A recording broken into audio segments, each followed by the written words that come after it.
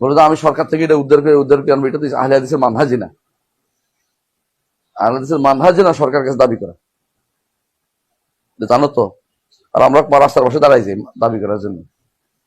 এগুলো কোন আহলে হাদিসের মানহাজ ছিল? রাসূল সাল্লাল্লাহু আলাইহি ওয়াসাল্লাম কি বলেছেন? রাসূল সাল্লাল্লাহু আলাইহি ওয়াসাল্লাম শিখিয়ে দিচ্ছেন কি করতে হবে।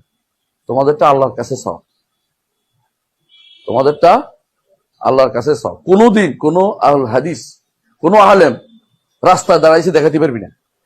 হ্যাঁ দেখাইতে পারি বাংলাদেশি আহলে হাদিস, হানাবিদের কথা বাদে দিলাম, ওটা তুই আগা গোড়াই নাই। তুমি আহলে হাদিস হইও তুমি যদি রাস্তায় দাঁড়াও, তুমি বুঝাচ্ছ মানহাজের উপর নাই। আহলে হাদিস যদি তুমি মার্চ ফর বাগা যা করো, তুমি মানহাজের উপর নাই। কথা বুঝাতে পারছি? আহলে হাদিস এই কাজ করে না। ইতিহাস দেখো, পুরো আহলে হাদিস এই কাজ করে না। কোন তুমি আহলে হাদিস দাবি করো, আবার এটাও করো, তোমার কোনটা বাদ? তোমাদের হানাফিদের পার্থক্য কি? তুমি আর দলীয় লোকদের মধ্যে পার্থক্য কি? তোমার দায়িত্ব দ্বীনের প্রচার করা, তোমার দায়িত্ব তুমি নবীদের মানহাজে চলবে। নবীরা কার কাছে দাবি করতো রে? কার কাছে দাবি করতো? বরং রাসূলুল্লাহ সাল্লাল্লাহু আলাইহি ওয়াসাল্লাম আনসারদের কি বলছে? সাতাজিদুনা আসারাতান, অচিরেই তোমরা দেখতে পাবে তোমাদের উপর নজরকে প্রাধান্য দিচ্ছে।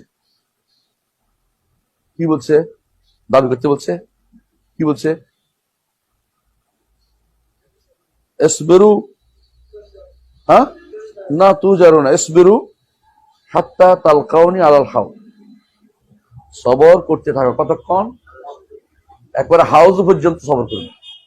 মানে দুনিয়ার বুকে আর কোনোদিনই তুমি কিছু নিয়ে দাঁড়াবে না, কারো কাছে কিছু চাইবে না। আমার দায়িত্ব আনুগত্য, যদি সুযোগ থাকে আনুগত্য করবো, সুযোগ থাকে আনুগত্য করবো না। সুযোগ কার জন্য আনুগত্য? শরিয়ার ব্যাপারে। শরিয়া নাই, আনুগত্য করার কোনো সুযোগ নেই। কথা বুঝছো? তোমাদের কাছে কোনো প্রশ্ন আছে বলতে পারো।